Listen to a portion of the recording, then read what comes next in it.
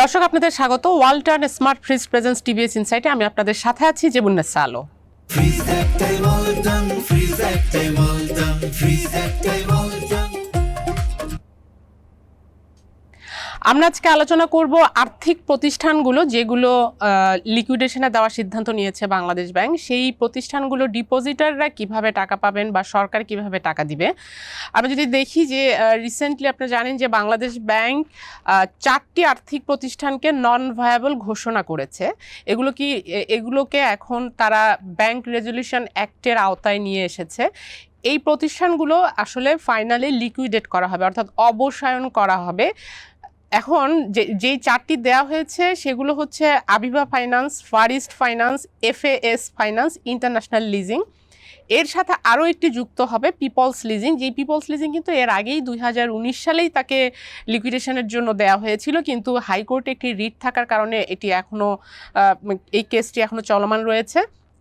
তো বাংলাদেশ ব্যাংক এখন এই টোটাল পাঁচটিকে নিয়ে একটি প্যাকেজ প্ল্যান করছে যে এই লিকুইডেশনে দেয়া হলে এই প্রতিষ্ঠানগুলোর জন্য প্রায় 1500 থেকে 2000 কোটি টাকা লাগতে পারে, প্রয়োজন হবে। অর্থাৎ এই টাকাটা কিসের জন্য প্রয়োজন হবে? এই টাকাটা হচ্ছে যখন লিকুইডেশনে দেওয়া হবে যাতে ইমিডিয়েটলি বা কুইক ডিপোজিটারদের টাকা ফেরত দেওয়ার ব্যবস্থা করবে সরকার।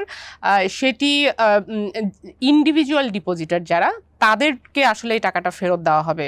তো এইটা যাচ্ছে সরকার, যেটা এখন পর্যন্ত ভাবা হচ্ছে সেটি হলো বাংলাদেশ ব্যাংক একটি ডিপোজিটারদের টাকা কিভাবে ফেরত দেওয়া হবে এটির একটি স্কিম তৈরি করছে। এবং এই যে 1500 থেকে 2000 কোটি টাকা, এটি যখন তারা একটি ফরেনসিক অডিট করবে এই প্রতিষ্ঠানগুলোতে, তাতে তারা তাদের রিয়েল হেলথ কত টাকা লাগতে পারে, কত ডিপোজিটারের টাকা এখানে আটকে আছে, সেই টাকা পুরো হিসেবটা নিবে। কিন্তু ধারণা করা হচ্ছে এই ফিগারটা 1500 থেকে 2000 কোটি টাকার মধ্যে হতে পারে। এই টাকাটা তারা সরকারের কাছে চাইবে, সরকার আসলে এটি ট্যাক্স পেয়ারের মানি থেকেই এই টাকাটা দিবে।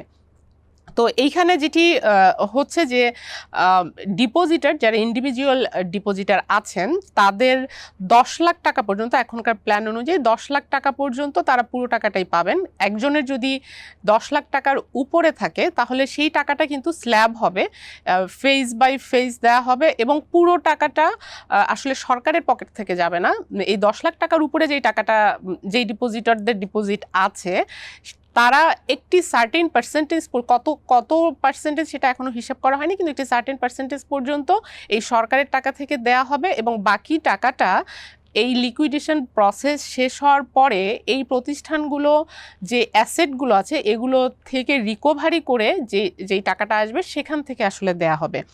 এখন আইন আসলে কি বলে? আইন অনুযায়ী আসলে এনবিএফআই এর, অর্থাৎ নন ব্যাংক ফাইন্যান্সিয়াল ইনস্টিটিউশন যারা, যেগুলোকে আমরা আর্থিক প্রতিষ্ঠান বলছি, সেগুলো কিন্তু আগে কখনোই আমাদের যে ডিপোজিট ইন্স্যুরেন্স ফান্ড আছে যেগুলোর আওতায় ব্যাংকগুলো আছে, এনবিএফআইগুলো এটার আওতায় ছিল না, ওই ফান্ডের আওতায় ছিল না। অর্থাৎ ওই যে ডিপোজিট ইন্স্যুরেন্স ফান্ড, সেখানে শুধু ব্যাংকগুলো তাদের ডিপোজিটরদের জন্য একটি সার্টেন অ্যামাউন্ট ওখানে ডিপোজিট করতো। ফলে ব্যাংক যদি লিকুইডেশনে যায় বা এরকম কিছু ঘটনা ঘটে, তাহলে সেখানে ডিপোজিটরদের ওই ইন্স্যুরেন্স থেকে একটি কাভারেজ থাকে, যেটি এখন 2 লাখ টাকা করা হয়েছে।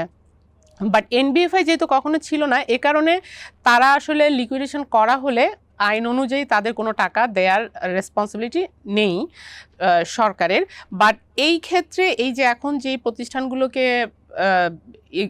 লিকুইডেশন করা হবে, সেই ক্ষেত্রে সরকার এই ডিপোজিটারদেরকে কম্পেনসেট করার কথা ভাবছে, এই জন্যই তাদেরকে এই টাকাটা দেওয়া হচ্ছে। তবে এই ডিপোজিটাররা কিন্তু শুধু প্রিন্সিপাল অ্যামাউন্ট পাবেন, তার যে ইন্টারেস্ট সেটি কিন্তু পাবেন না। অর্থাৎ আপনি যদি 10 বছর ধরে একটি ডিপোজিট করে থাকেন, এই 10 বছরে যে টাইম ভ্যালু অফ মানি সেটি কিন্তু আপনি পাচ্ছেন না, এটি ডিপোজিটার হিসেবে আপনার লস।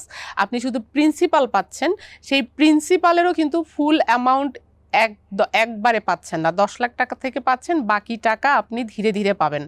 সো এটা আসলে এটা একটা প্রসেসের মধ্য দিয়ে যাবে, লং প্রসেস। এবং এই যে এনবিএফআইগুলো এগুলো আসলে এই যে ডিপোজিটাররা লস করছেন, সেটার আসলে রেসপন্সিবিলিটি কার? এই রেসপন্সিবিলিটি কিন্তু এই যে প্রতিষ্ঠানগুলো, তাদের যে মালিক ছিলেন তারা, এবং একই সাথে রেগুলেটরি ফেইলিয়ার, অর্থাৎ Bangladesh bank as a regulator তাদেরকে ওইভাবে মনিটর করতে পারেন, এই জন্য আজকে ডিপোজিটাররা তাদের টাকা লস করছেন।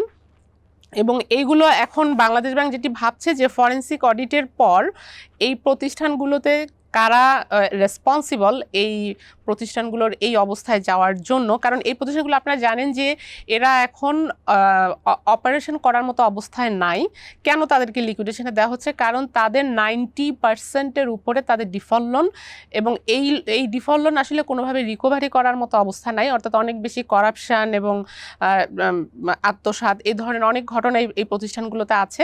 ফলে এই প্রতিষ্ঠানগুলোর যারা মালিক তাদেরকেও শাস্তির আওতায় আনবে বাংলাদেশ ব্যাংক। ফরেনসিক অডিটের পর যারা এগুলোর সঙ্গে ইনভলভ ছিল তাদেরকে কিভাবে রেসপন্সিবল করা যায় সেই প্রসেসটাও চলবে।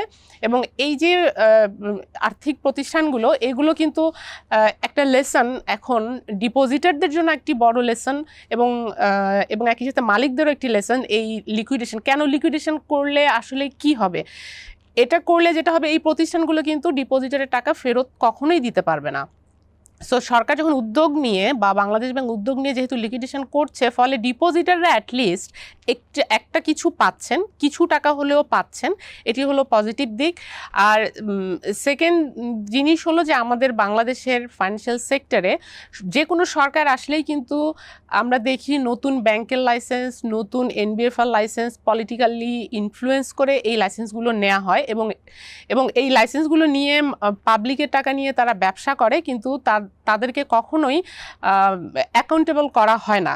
যেই করাপশনগুলো হয় বা এই যে ডিপোজিটের টাকা আত্মসাৎ করা হয়, করাপশন করে লোন দেওয়া হয়, সেগুলো আবার যেটা হয় যে যখন কোনো প্রতিষ্ঠান দুর্বল হয়ে যায়, আমরা সবসময় যে এক্সপিরিয়েন্স দেখি যে সরকার থেকে তাদেরকে বিভিন্নভাবে সাপোর্ট দিয়ে বাঁচিয়ে রাখার চেষ্টা করা হয়।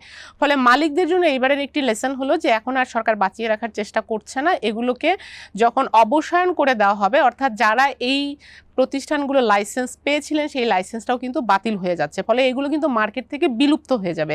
এটা যারা নতুন করে মার্কেটে ঢুকবেন, যেই মালিকরা, তাদের জন্য একটি লেসন যে তারা যদি নতুন কোনো প্রতিষ্ঠানের লাইসেন্স নেয় তাহলে তাদেরকে ডিপোজিটারদের ট্রাস্ট রক্ষা করতে হবে, গভর্নেন্স আনতে হবে, না হলে তারা প্রতিষ্ঠান চালাতে পারবেন না। এগুলো বাংলাদেশ ব্যাংক তখন এগুলোকে বিলুপ্ত করে দিতে পারে বা করে দেওয়ার ঘটনা বাংলাদেশে এই প্রথম ঘটছে।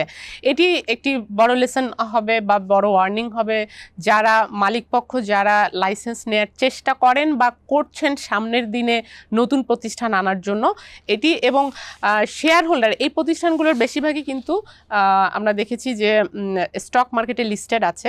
যারা শেয়ারে ইনভেস্ট করেছেন তারা কিন্তু এখান থেকে কিছু পাচ্ছেন না, কারণ শেয়ার হোল্ডাররা আসলে এই যে লিগ্যাল যে প্রায়োরিটি, একটি প্রতিষ্ঠান যখন বিলুপ্ত হয় সেই প্রায়োরিটিতে শেয়ার হোল্ডার সবার নিচে থাকে। তো এখানে শেয়ার হোল্ডার হয়তো কিছু পাবেন না, এবং শেয়ার হোল্ডারদের জন্য একটি বড় লেসন যে কোনো প্রতিষ্ঠানে তারা যে বিনিয়োগ করেছেন বা করবেন সেই প্রতিষ্ঠানের আর্থিক যে প্রতিবেদন সেটি আসলে ঠিকমতো পর্যালোচনা করা। যদিও আমাদের বাংলাদেশে এখনকার সিচুয়েশনে আর্থিক প্রতিষ্ঠানকে আমরা দেখেছি যে কিভাবে গত 15 বছরে আর্থিক প্রতিবেদনগুলো রেগুলেটরের চোখের সামনে এই প্রতিবেদনগুলোকে ম্যানিপুলেট করা হয়েছে, নাম্বারগুলোকে ম্যানিপুলেট করা হয়েছে, ফলস প্রফিট দেখানো হয়েছে, ডিফল্ট লোনকে কমিয়ে দেখানো হয়েছে, এবং এগুলোর অডিটের মধ্য দিয়ে গিয়েছে বাংলাদেশ ব্যাংকের অডিট, এক্সটার্নাল অডিট, তারা কেউই কিন্তু এগুলো অ্যাড্রেস করেনি। সো এইটা কিন্তু একটা আমাদের সিস্টেমিক লুফলস, সেটা তো আছেই, যে কারণে আজকে এই প্রাইসটা দিতে হচ্ছে। আর আমরা যদি আরেকটি ব্যাপার দেখছি, ইনস্টিটিউশনাল ডিপোজিটার যারা, তারাও আসলে এই লিগ্যাল মানে অবসায়নের যে প্রসেস সেটি শেষ করার পর যেই রিকভারি হবে সেই রিকভারিতে প্রথম প্রায়োরিটি ডিপোজিটারের পরে আসলে এরপরে প্রাতিষ্ঠানিক বিনিয়োগকারীরা যদি কিছু থাকে 100 টাকার রিকভারির মধ্যে 100 টাকা যদি তারা রিকভার করতে পারে, এবং সেখানে যদি মানে পাওনা থাকে 150 টাকা, তাহলে 50 টাকা তো দিতে পারবে না, তারা 100 টাকা পর্যন্তই দিবে। ওই 100 টাকা যখন রিকভারি হবে, এখানে সাধারণ ডিপোজিটার যারা, তারা থাকবেন হাইয়েস্ট প্রায়োরিটি, আগে তাদের পুরো টাকা পরিশোধ করা হবে, তারপর যাবে প্রাতিষ্ঠানিক বিনিয়োগকারীদের কাছে। এবং এমপ্লয়ি যারা এই প্রতিষ্ঠানগুলোর তে কাজ করছেন, তারা যেই টাকাটা এখান থেকে ফেরত পাবেন সেটি তাদের যে প্রভিডেন্ট ফান্ড আছে, এই প্রভিডেন্ট ফান্ডে তাদের যে টাকা আছে সেই টাকাটা সরকার ফেরত দিবে। তো এই পর্যন্ত আসলে সরকার। এবং আরেকটি জিনিস হলো, এই প্রতিষ্ঠানগুলো থেকে যারা লোন নিয়েছেন, অনেকে ভাবে যে যারা লোন নিয়েছে তাদের টাকা হয়তো মাফ হবে, এটা কখনোই হবে না। বাংলাদেশ ব্যাংক বলছে যে যারা লোন নিয়েছেন তাদেরকে সেই কেসগুলো কিন্তু সবসময়ই চলতে থাকবে যতদিন সেই টাকাগুলো রিকভার হয়নি বা মানি লন্ডারিং কোর্টের আইন অনুযায়ী সেই বর্ডারদের বিরুদ্ধে ব্যবস্থা নেওয়া হবে। তো এই ছিল আজকে আলোচনার বিষয়। দর্শক, আমাদের সঙ্গে থাকবার জন্য আপনাদেরকে ধন্যবাদ, এবং আমাদের প্রোগ্রামটি যদি ভালো লাগে তাহলে লাইক দিবেন, শেয়ার করবেন।